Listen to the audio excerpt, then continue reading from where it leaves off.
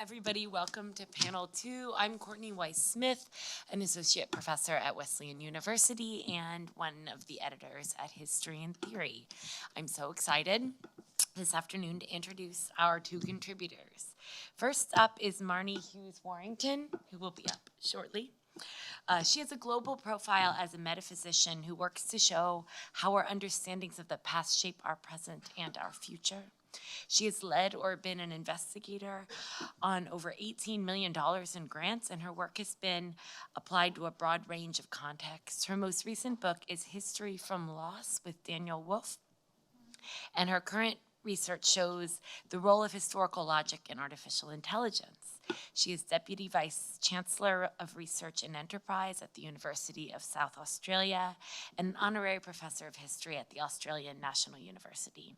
She's also Co-Secretary General of the International Commission for the History and Theory of Historiography and serves on the editorial boards for the Journal of Global History and the Cambridge Elements in Historical Theory and Practice.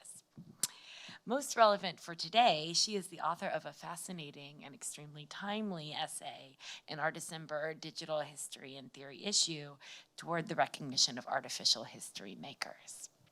Then will be David Gary Shaw, a historian of medieval England, of Britain, and of people as managers of meaning and identity in their inevitable social contexts.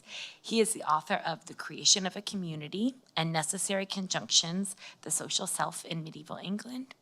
He co-edited The Return of Silence, Evolution, History, and Theory with Philip Pomper. His recent publications have touched on the self, agency, animals, actor network theory for historical work, and the history of comparison.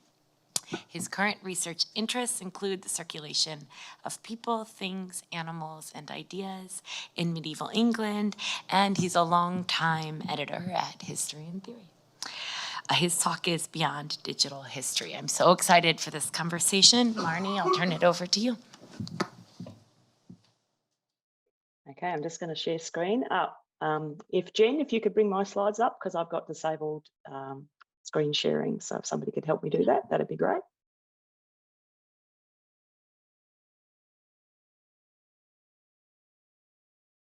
Just while they do that, I'd just like to say greetings from the future. It's the 4th of March here already in Australia, so it's very nice to be able to bring you this presentation, and I'd like to say a very, very warm welcome and thank you to everybody from around the world that's participating in this symposium.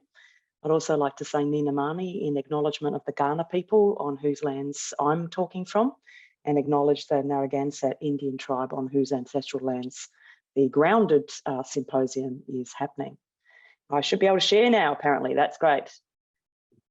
Yes, continue. All right, here we go. All right. Let's close that down. Excellent. Thanks very much for your patience, folks.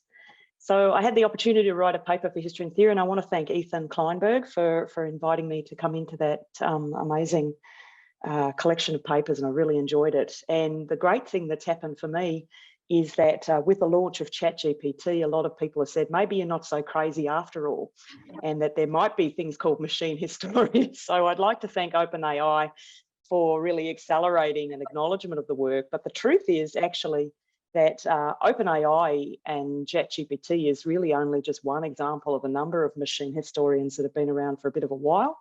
And I've been looking at a few of them in the book that I'm working on at the moment called Machine Historians. So again, thank you to Ethan and History and Theory for the chance to show a bit of that work and to draw out some of the theory in that. And I'm going to extend a bit of that today. You don't need to have read the paper, and hopefully you'll find this interesting. I'm going to focus on ChatGPT, but also a robot called Todo Robot.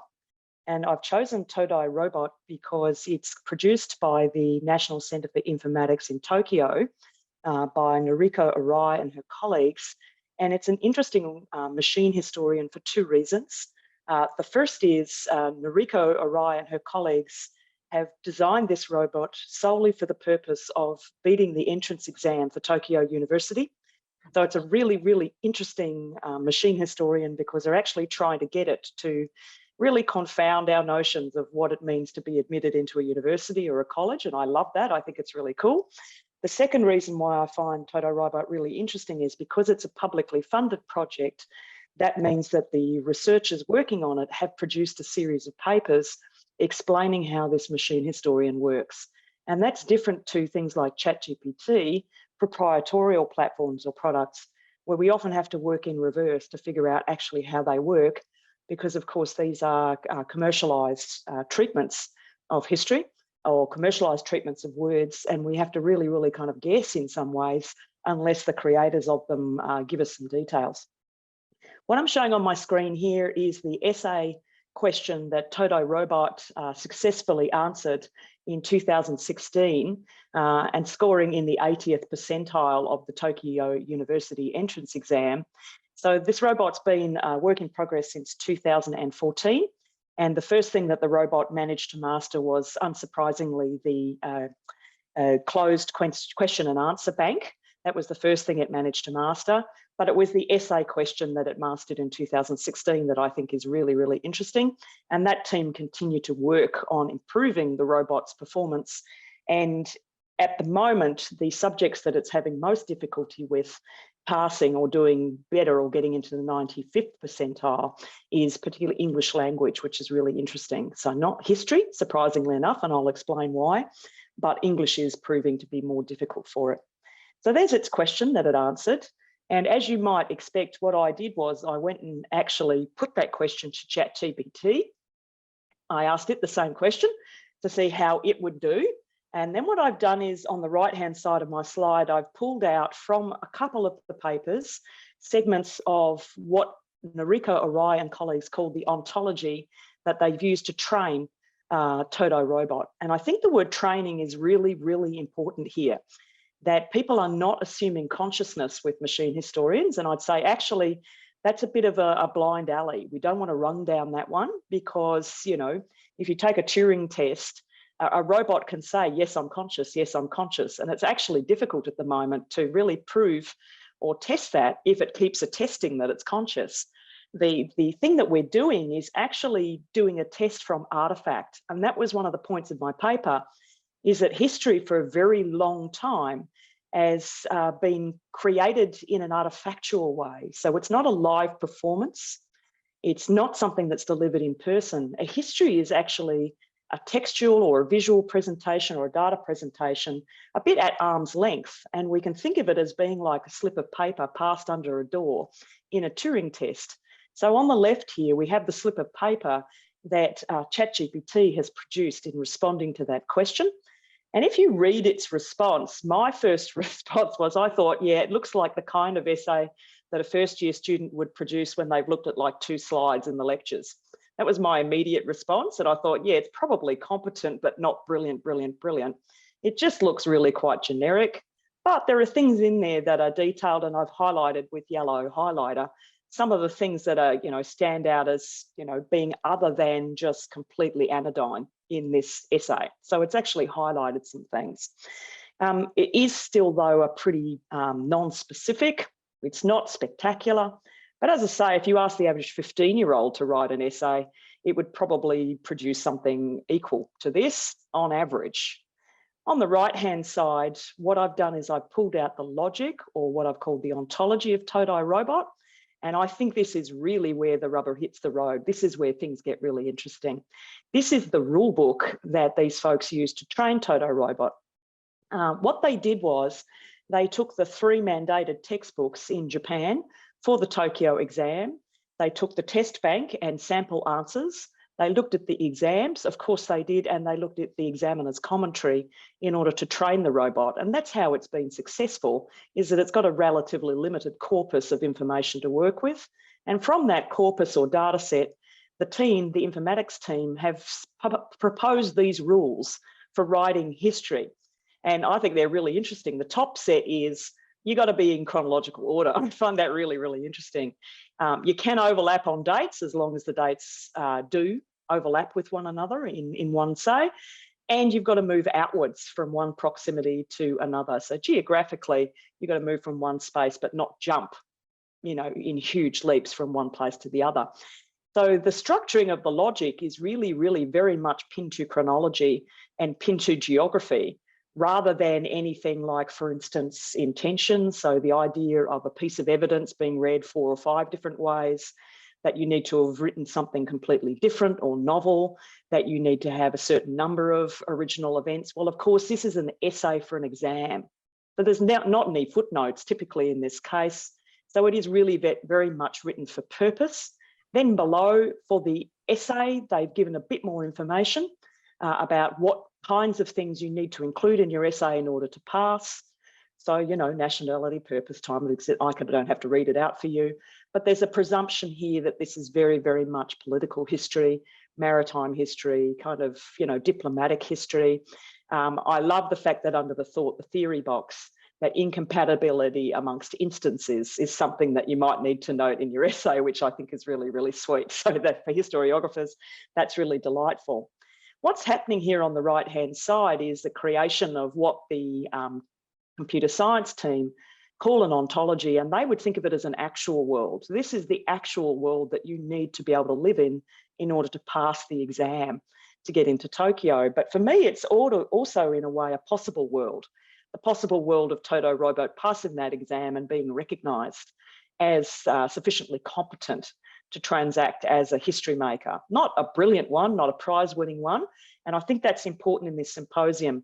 We have to distinguish between really outstanding work in history and average work in history. And if Toto Robot's guilty of anything, it's guilty of reflecting just how anodyne most of us are most of the time.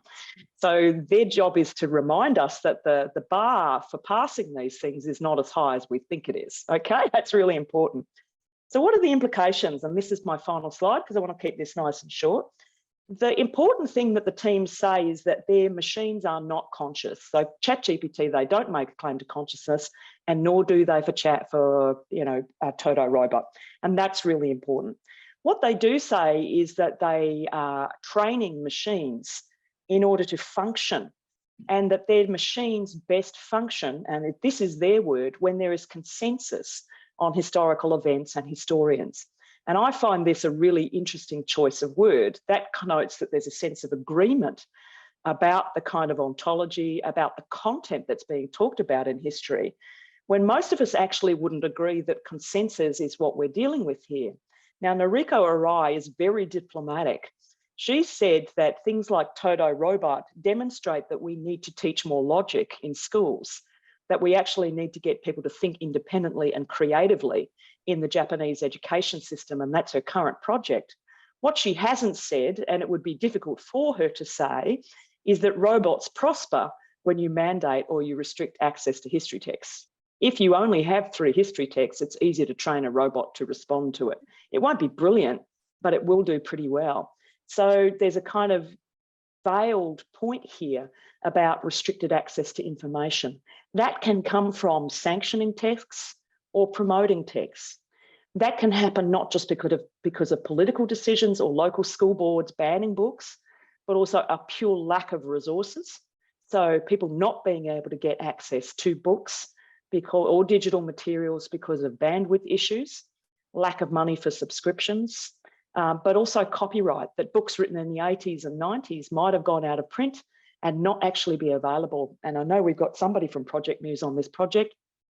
It's often easier to find online texts from the 80s, earlier than the 80s and from the 19th century, than it is between 1980 and 2010. These books are often the most difficult to find. So there can be a lack of access to some of our most prized history books.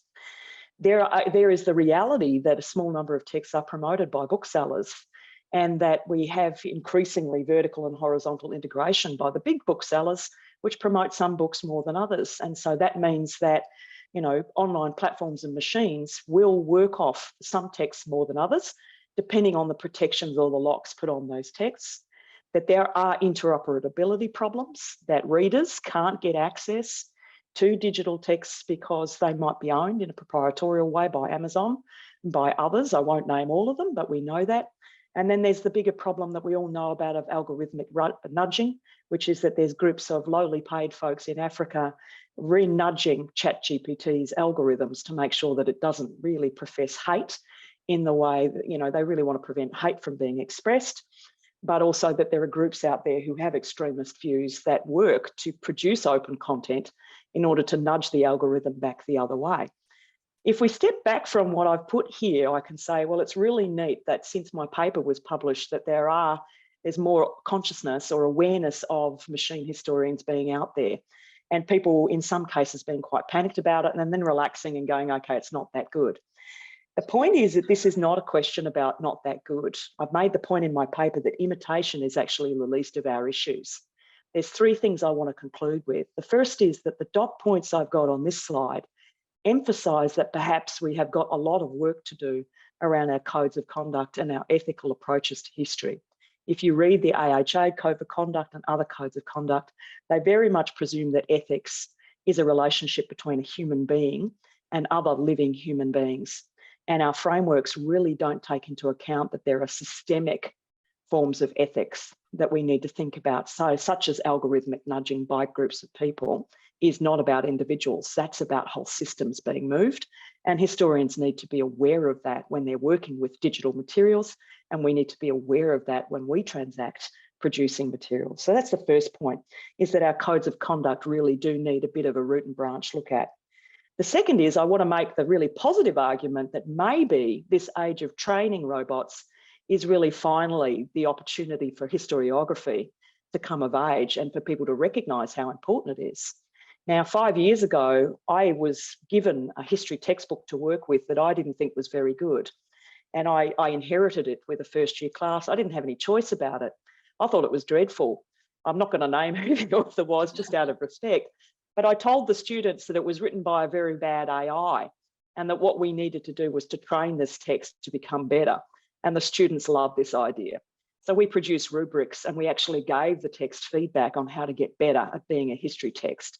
What we did in that first year class, we shifted away from producing content, which ChatGPT can do, to actually working with existing artifacts like text, digital text, and tools like ChatGPT to actually train them. And in order to train them, you do need to know a bit about what history is. And if you know what history is and you've got a better idea, my assumption is you'll become a better consumer of history films, do DIY DNA tests, all of the forms of history that we know are most popular. So this could be our moment to actually shift the way we teach history, to deal with the moral panic of ChatGPT by saying, actually, this is the age of training. We don't teach students to spell anymore in history. We would like them to spell better, but we've got spell checkers. In the same way, we need to acknowledge that this could be the age of ontology or metaphysics in the teaching of history, and this could be our moment for theory. And finally, I think this stuff highlights really the susceptibilities or the issue with assuming that history is an imitation game with a group of texts that are produced by people that you don't need to have met. And it is perhaps an opportunity to recognise forms of history that aren't made that way, and in particular, Indigenous histories that are not in chronological order and that are performed live. They are, in fact, ways of doing history that are different and interesting and challenging to perhaps some of the most common assumptions we have about history. And so it's not an age of imitation that we are finding ourselves in. It's an age of ethics, it's an age of ontology, and it's an age of opportunity to recognise doing history differently. So I'll stop there and say thanks very much. I'm looking forward to hearing David's paper and then to taking questions.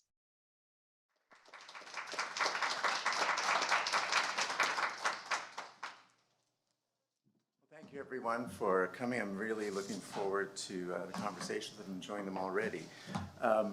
My paper called Beyond Digital History was not in any way in the theme issue, and partly you may understand, I'm understanding why as being an effect of my doubts that grew as I was thinking about it, about the ventures. But this is a perfectly lovely place to, I think, sorry about that. That's fine. To begin kind of rethinking the subject. So changing narrators, changing narratives, changing methods. Here's a personal confabulated version. I really feel it's a kind of retro posture to Marnie's very future-looking paper. And I think actually hers proves that I'm wrong, but at least how I'm going to define some things, but that's okay. I've taken to saying of late, honestly, if ironically, that I'm just a social historian. Since social historians were already in steep decline when I became one, a good, long generation ago, I actually feel like, should I say 2 generations? I'm not willing to say that. I am unsurprised that what this means now can be fully assigned to the bin of the ironic and opaque, a dull mystery. Why do I say this? Aside from the fact that I feel a bit old, I feel eager to turn my mind to things I know will be rewarding, even if they are a bit dismal, you know, known double-crossers like one's favorite sports team, modernist poetry, analytic philosophy, other things of the 20th century where I, addicted time traveler, came from. Do I mean to change the narrator without removing myself from the scene? If I became a cultural historian for a while in the 1990s and 2000s, and then maybe thought I was a digital historian for a bit during the 2010s, all the while actually being the same old thing.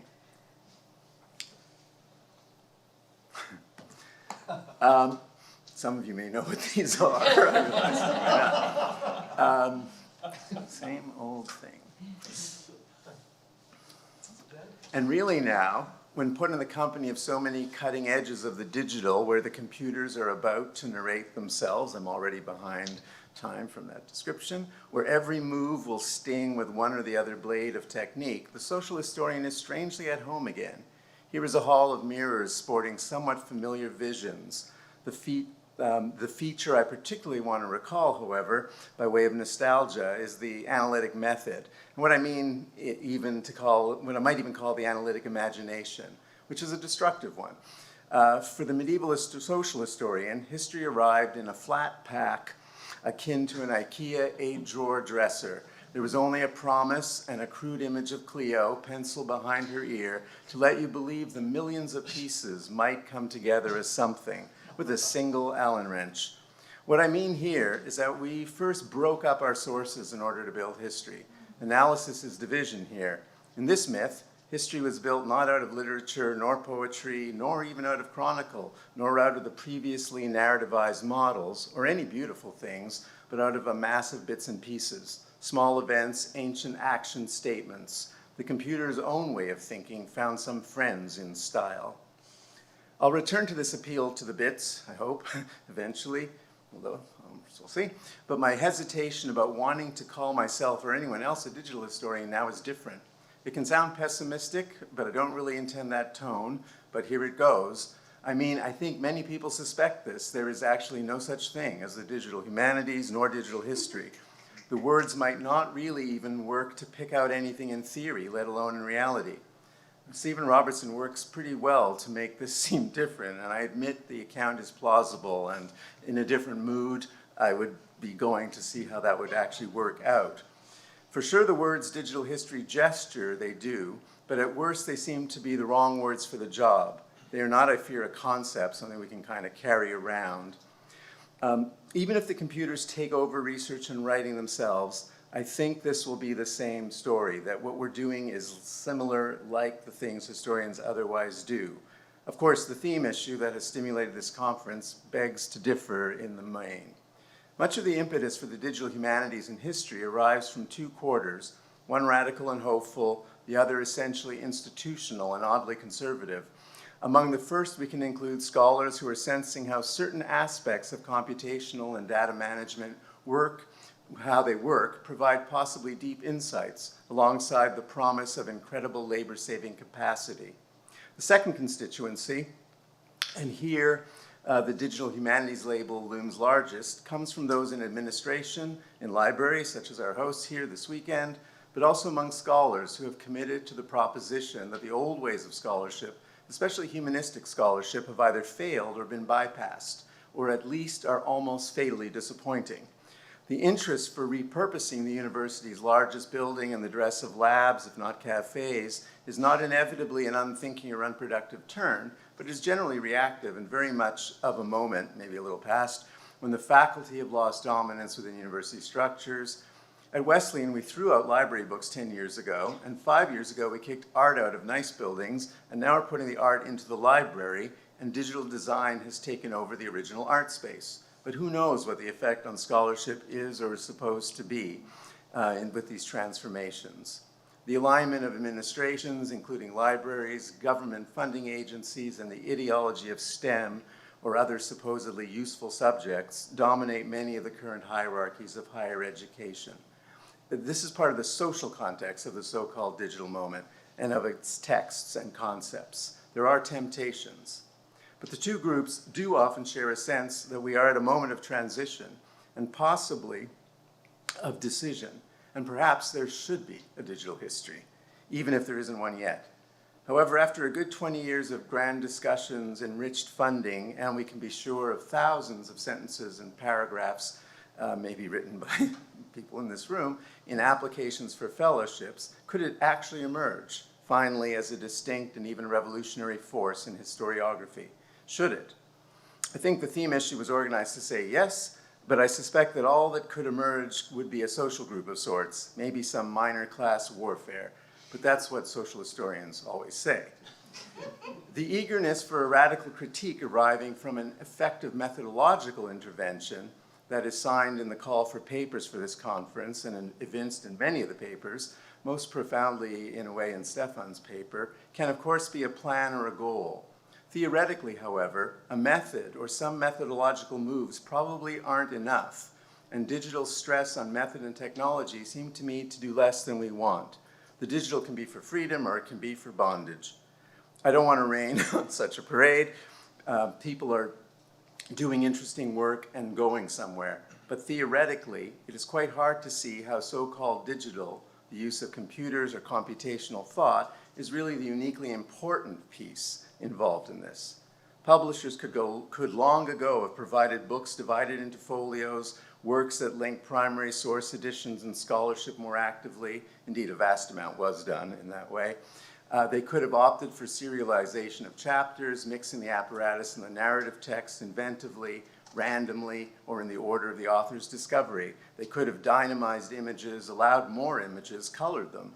They could have provided the images in a 52-pack of playing cards accompanying the book. They could have added, it's cheaper than you think, the central argument on banners drawn over Ivy League towns by small planes, the sort of banners that sometimes advertise lobster for sale, and even using the vestigial, ephemeral air painting in puffs, they could tease us with historical truths revealed and then lost on the wind. We could just have published a lot more multi-volume encyclopedias of historical facts. It's just that, by and large, publishers and historians haven't wanted to. Historiographical innovation is not primarily a technical challenge. I'm dubious I have time to go through this next bit. Cool. This, you can imagine a scene. I'm just going to cope with the running out of time later. Imagine a scene and conversation around 1253 in the opulent guest dining room of the Abbey of St. Albans, about 50 miles from London. The most eminent historian of the country, Matthew Paris, is trying to explain to a mixed audience of traveling aristocrats and churchmen why his new history is the way forward. He calls it the new illuminated history. He even goes so far as to display some of his work. Unlike the usual commitment to collaborative authorship and delicate marginal illustration, Matthew has done his own paintings, lots of them. He has made the first road map of England to orient readers, building on routine written lists of places en route.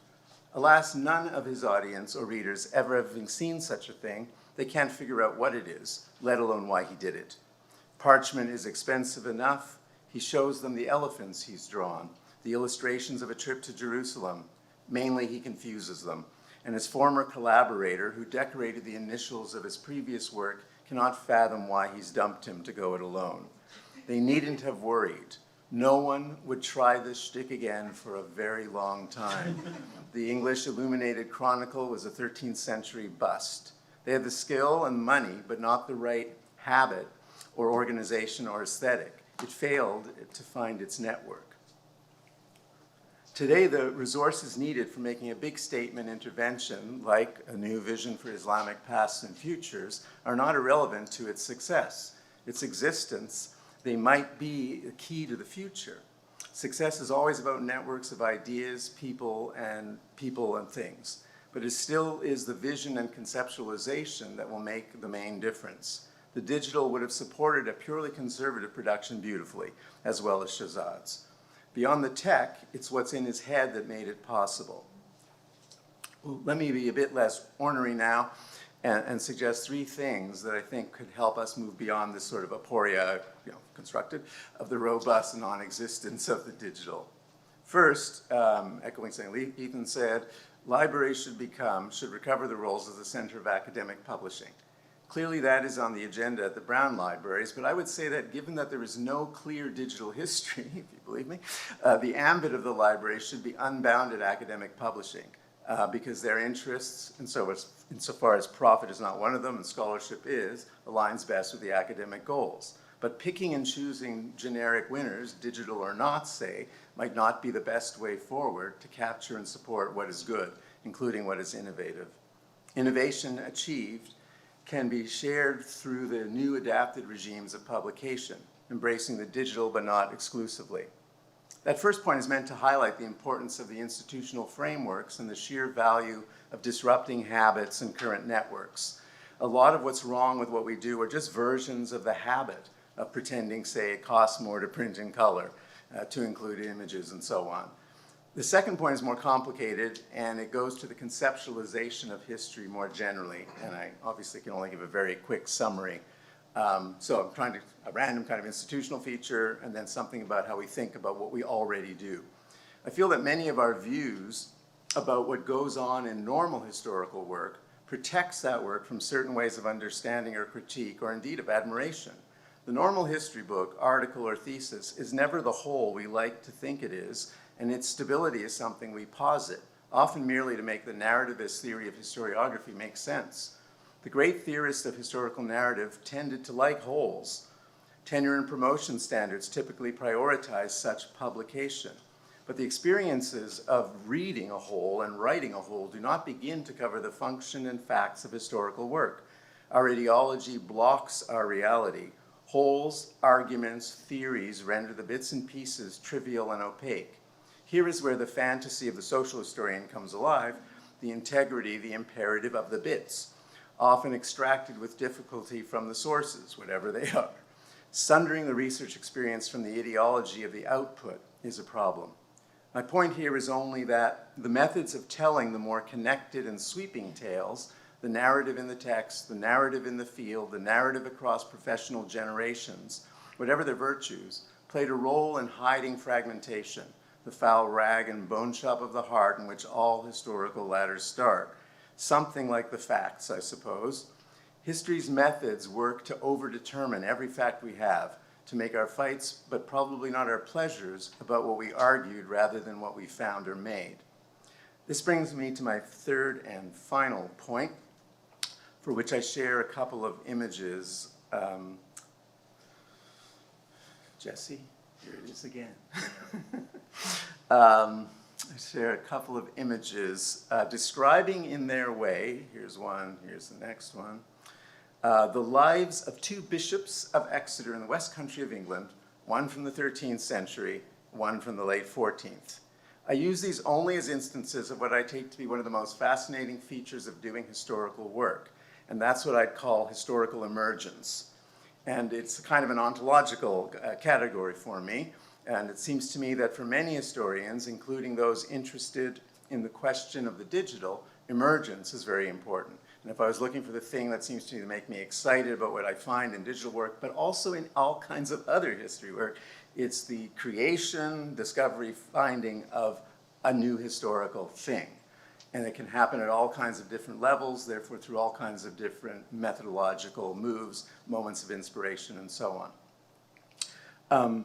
So I'll very quickly try to give you a sense just for why this is an instance of emergence. Now, it could be an instance of the illustration that often is what we're looking for in digital work. And of course, we're trying to work with that. But why it was interesting to us was internal to our research. We collected the material, we put it in Excel, we did it on a bunch of other things, and then to our surprise, this showed up.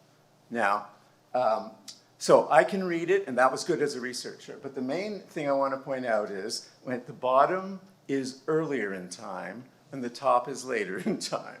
Then it's all confused and made ambiguous by this map. but it does have geographic correlations as well. So by and large, you are in different parts of England. Now, so this is one man's life through the data record that we have. And the point that we notice, and that is the emergence here, are the long lines running out to the left, to the west, sort of like that. And we have some of them as well in the second one.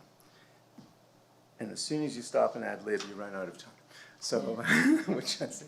So what is the emergence here, and why I choose this? It's not at the high level. It's not going to show up necessarily in writing a book, but it showed us that there was travel being done by this bishop to the western part of his territory in a series of intervals. The medievalists may know these are visitations. So he's going and inspecting. There is nothing in the text we read to show it. There's no sign that this guy did in visitations from the source material.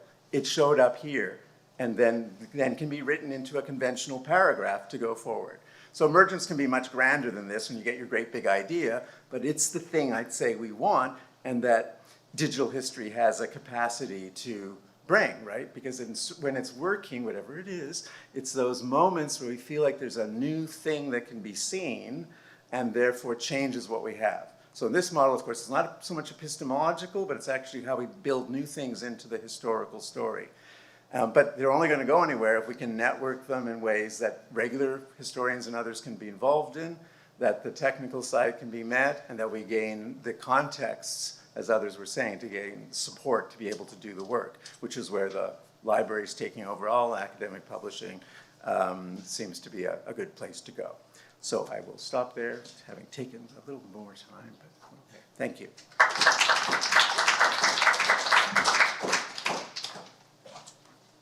All right, maybe I'll stand here so I can see everybody. Do you two want to respond to one another's talks in any way? That was cool, David. Thank you.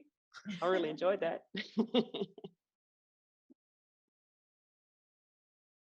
I'm happy to just take questions if that's good for timing. Good. There's one online.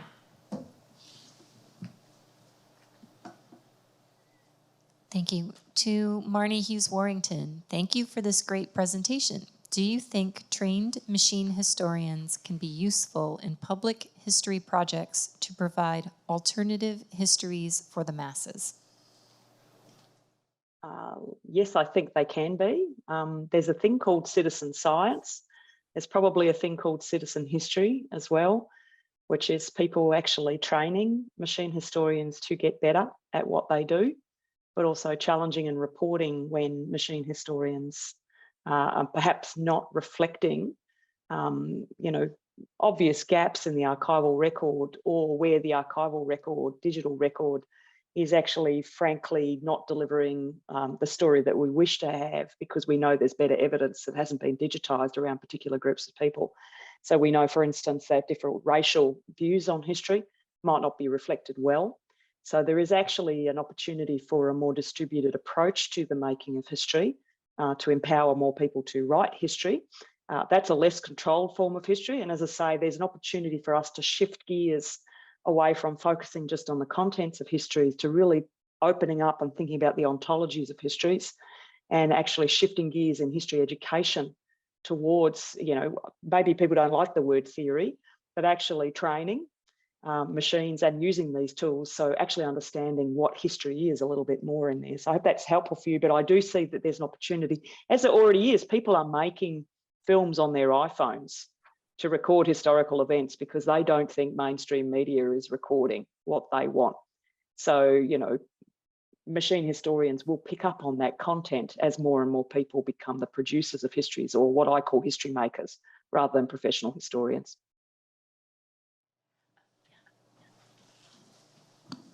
Hi, thanks to both of you.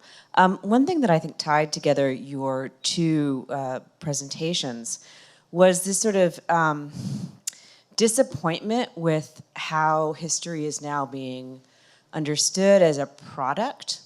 And both of you, I think, were more excited about the idea of history as an activity. this emerging thing, is the ing form of the verb, right? History is a thing that we do instead of a thing that we receive. And I think that came out in the machine historians piece too, is that we're more interested in sort of creating history as an interpretive practice than rather just a product that we spit out on on an exam. So I was wondering if you could speak to that and to see perhaps digital history is a means by which we move from the product to the process phase of history. Do you want to go first, David, or do you want me to go? Maybe you should go first, David. Oh, right. Is this on? Yeah. It's true that, like, theoretically, I think of history that way. And in fact, while Marnie was talking, I wondered if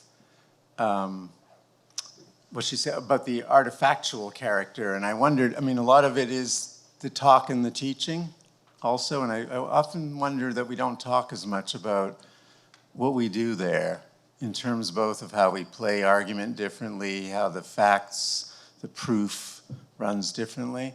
But I think more for me, it's usually a way of thinking, and the only way I was resisting the digital history term is really because it's the cognitive side that to me drives it wherever we're going. It's not that I want to diminish the importance of the product. I think those are great, wonderful, beautiful things, and I mean I think the challenge for the digital is that we have to produce some great, beautiful things, otherwise. It's theory, but it's not going to be enough. For me, it's interesting when you look at the American Historical Association's poll and the previous one, the David Talon, Roy Rosenzweig poll about popular understandings of why people make histories. The general public say people make histories when new evidence is found. That's their perception. And that only, that 75% of people think, it's legitimate to make a new history when you find new evidence. And only about 5% think that it's legitimate to make a history when new questions arise, which I find really, really interesting. So there's an assumption that there's got to be an artifact that generates a history, when actually one of the key characteristics of history is this notion of intention, the idea, and not with a T, intention as in consciousness, but intention. This idea that you can take the same piece of evidence and look at it 4, 5, 6 different ways, and that you don't necessarily fix that in time, but you will continue to iterate with that over time. That, I think, comes to your notion of activity. It doesn't have to happen live, but this notion of it not being closed or fixed is a critical part of history. Ironically, the field that's interested in change expresses its views on history by fixed format. So the old view of producing a book that was fixed in time is passing now. There's the idea that I can produce a text, I could go back in there and update it, or if I'm working with a machine historian, the content will be different every day, right? So there's actually an opportunity here to go beyond this notion of imitation of production of an artifact to recognizing that actually we can become more historical in a way and move things along. And I think this is actually a return to a much more ancient way of thinking about metaphysics and history. It doesn't have to be a live performance, but there is the notion of history unbound and history changing. So that is not necessarily an activity. I think the thing we're pointing to here is this may historicize history even more, which is, I think for a theoretician like me, pretty exciting.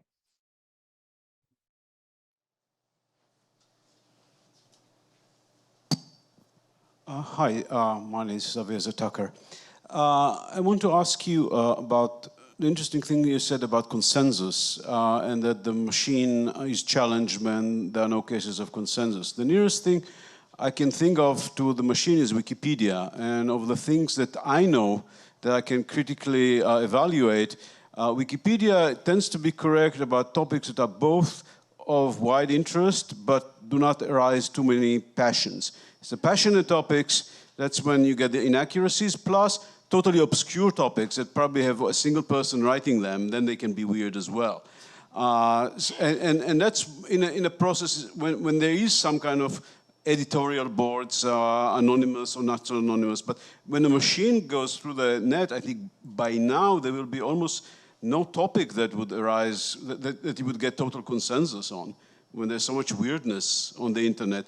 So is the machine somehow distinguishing legitimate sources from illegitimate sources, edited sources, non-edited, and so on? How much is it like Wikipedia and how much is it worse? Aviza, it's so fantastic for me to hear from you, and colleague, it's just delightful to hear your voice after reading your papers for so many years. So thank you for that great question. Wikipedia, of course, has got a very strong management layer now. And you'll note, and I've got an entry on me, which is really, really interesting, that, you know, some people like to write things about me, and they've got now very, very strict rules around libel, which is really interesting. So I think if we took a step back on your really important question, what you're getting that to is, well, how much is anodyne and how much is peculiar? One of the answers to the question, Aviza, is actually who's controlling it.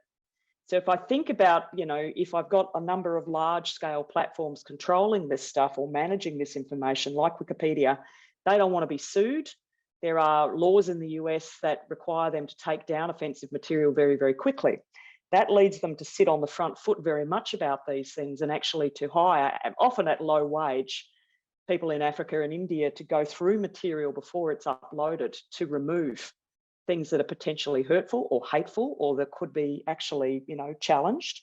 You know that YouTube has got its inbuilt system for reporting those things, but also proactively identifying those things. And often really legitimate things are caught up in the snare and removed. So the challenge for us is there may be peculiar things about our world, but actually the platforms may more and more produce what could be called playlist culture, where the greatest unoffensive hits are reproduced over and over again, because these platforms don't want to be sued by people for presenting things that are difficult. They don't want to lose sponsorship from advertisers. They don't want to lose. So one of the critical things about your question is we do have to ask about the proprietorial nature of these platforms. Who owns them? How many owners do they actually genuinely have? How many different ones are there out there? And are they open with the ways in which they manage the information, like Wikipedia? So to get to the point of your question, this is a really important time, because I suspect, Aviza, that what's happening is that there's a very heavy management layer on some of these platforms that's preventing hate speech or hate histories from being produced. But the opposite side is that people who legitimately produce ideas that are a bit out there might also be filtered out because it might not be thought of as kind of easy listening. And that raises a big question about whether the best histories are easy listening histories. Again, in that AHA poll, people said that they preferred historical films to books because they were much easier to learn from. And our instinctive reaction is to say, no, history is hard to learn. And what we're being challenged to think about is whether actually hard to learn is the right way to learn, and whether it's easy to learn, and not to confuse the effort of learning history with easy ideas that are not challenging. So, you know, sorry to bring it as a long answer, but your very important question points us towards questions of ownership, towards algorithmic nudging. You and I would be very interested in the logic and ontology that these machines use, but actually it's the iteration of that logic over time as people nudge them away from controversial topics that could generate not what I'd call consensus. It's not consensus, people don't agree, but it is what we can live with, because we don't want to engage in conflict or be sued. So I prefer the word lived with histories rather than consensus histories. A nice big challenge to Aristotle there, actually, Aviza, who had the idea of dialectic, you know, searching for kind of consensus. I actually think we're living in an age of lived with history. So thank you for your brilliant question. I wonder, I'm going to ask a question here now, because in a way your comment made me think about the thing in Gary's talk that I found so exciting, which is like, what is the ontological nature of this emergence? So you were emphasizing kind of rules and iterations, and it struck me that where Gary ended was like, the thing that's exciting is the thing that kind of breaks outside of the lived with paradigm or the rules.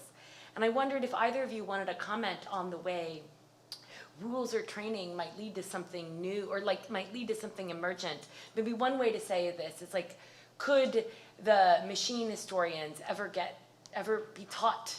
Are there rules that could make them come up with an emergent insight? I'd be curious what either of you thought about that. That's a great question. Gary, do you want to go first? Or don't, yeah, do you want to go first? That seems a very a question for a philosopher, but You have a red hot go first, my friend, and then I'll have a go. I'm sure they could. And one of the things that I was thinking about, there's a social scientist, Gary King at Harvard, works in political science, and massive amounts of data collection.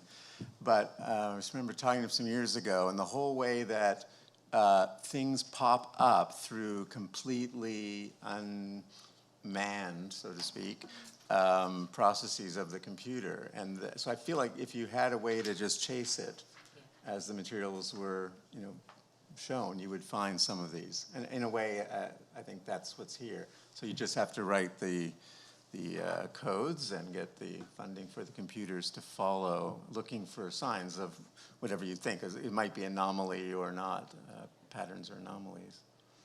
So interesting. I think there's two ways I'd come at this. The first, if you read Turing's paper with the Turing test, he's got a nice little section in that paper where he talks about machines as learning machines. And that's where the word machine learning comes from. He says, actually, machines can be creators, right? And the way that you can get a machine to create is just to program in it making mistakes every now and again. So if you just program it to make mistakes or give it a factual error every now and again, it will put a spanner in the works and it'll produce something. I think this is a bit of the equivalent of like a monkey at a typewriter. If it just keeps typing fast enough that it might produce something interesting. Well, look, if you're working in an age of big data and you've got a lot of data, well, maybe something's interesting in all of that, but how do you then find that mistake that is then interesting in that way? But I think it frames creativity as a kind of mistake, which I find really, really interesting. This notion that it's not conscious as an activity, it's more a mistake. I think for me, the thing that he didn't understand, and I think it's a really key feature of history, again, I come back to this notion of intention. When we think about evidence and we think about arguments in history, scientists would use the word Goldilocks zone to describe things where there isn't a pinpoint understanding of something, but there's a broad parameter of understanding. And a lot of the concepts we work with and a lot of the evidence we work with is actually not pinpoint. It's got broad parameter.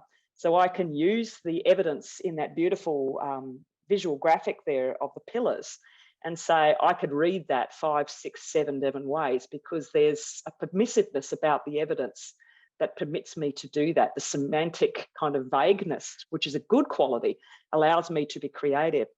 So you can think of creativity as a mistake that you program in, but I actually think one of the things that drives creativity in history is that we don't actually have an exact or pinpoint understandings of things. We have ambiguities in concepts and in the reading of evidence. And in some cases, these things are very, very broad. This is not fuzzy logic where I program in 10 parameters and understand things. It is really permitting people to think differently. That connects to things like counterfactuals. But at the end of the day, we too have boundary rules on this. So there are some works that people produce where we say, you've gone too far. You've absolutely gone too far. So in my current book, I'm really interested in Aristotle's really old idea of endoxa, ideas which everybody accepts, ideas that people, I think, live with, and then ideas that an authoritative person can put forward that stretch the boundary of the meaning of a concept. So it's like an elastic band and moves it forward. And I think this helps us to understand why history is a bit difficult to teach students, because it doesn't have that pinpoint kind of notion of answer, but it's more like an elastic band around concepts and methodologies. So hopefully that's a bit clear. Sorry if it sounds a bit vague. Lovely. I think we have some online questions. We have a question from Wolf, who's been waiting for a little while. Yes, thank you. Brilliant papers. Thank you very much.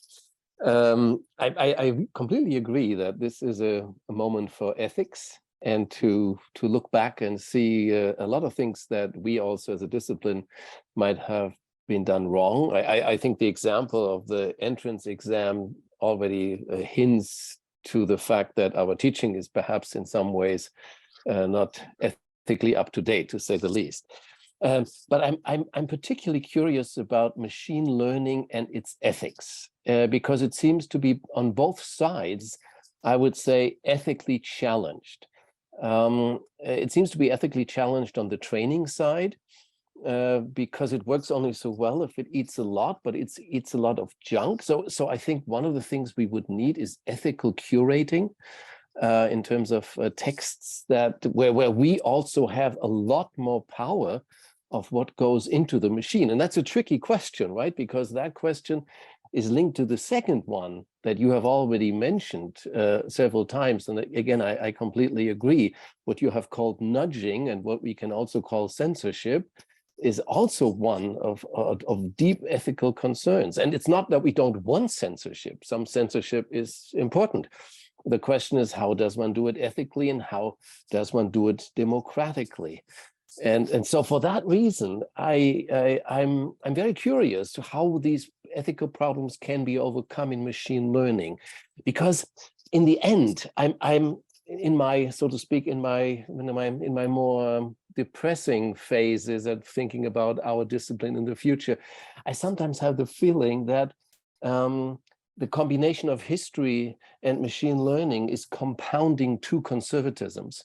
The discipline of history is already relatively conservative, and AI, how it functions, because it replicates probabilities from the past as a powerful memory machine, is also conservative. So is this really the place to put, so to speak, our eggs in that basket when we look at our situation, and our situation requires that we turn on a dime in order to survive as a species? And is that, so to speak, this compounded conservatism, is that perhaps not a trap?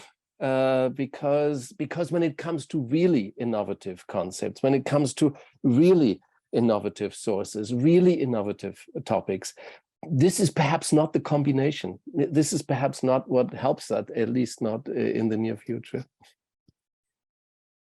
Do you want me to pick that one up? Yes.